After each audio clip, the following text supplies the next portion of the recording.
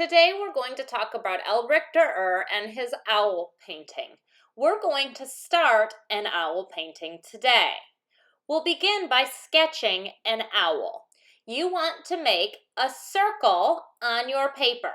Then you're going to measure that circle and make another circle equidistant from the circle.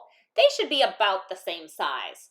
Then I'm going to make the pupil of the eye. Make sure you don't make it too big. You want space to paint your cool orange-yellow owl eyes. Then comes the beak. It's almost like a diamond that's a little bit shorter on top.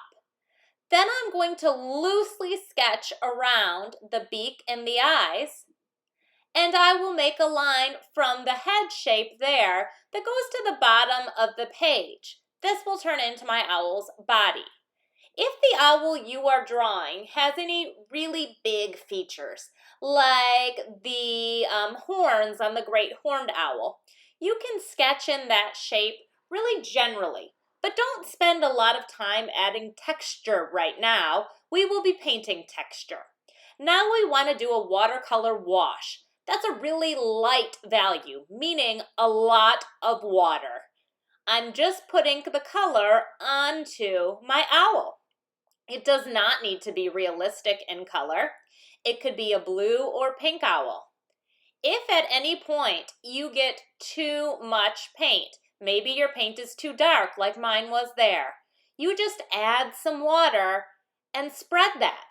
The paint goes a long way, and this should be really translucent. You should be able to see the paper through the paint at this point. Watercolor painting is all about having layers of paint. It's not a technique where you paint it one time and are finished. So there, my owl is washed with a very light watercolor. Now I'm going to add some texture. I'm using a larger brush for the larger feathers on the owl. I'm only touching the paper with the tiptoes of the brush.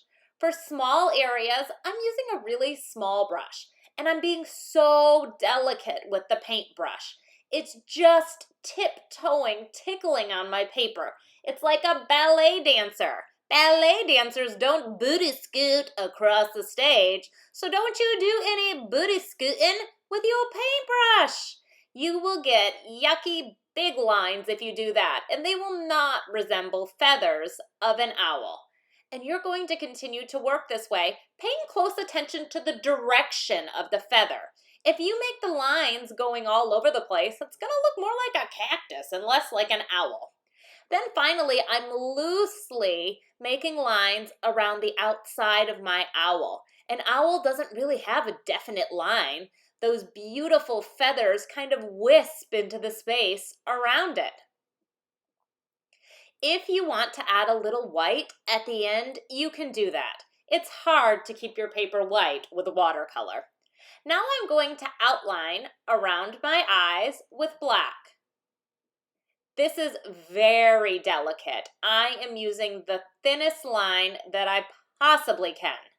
Then I will fill my beak. You can leave a little bit of white so it looks like a glare catching your owl's beak.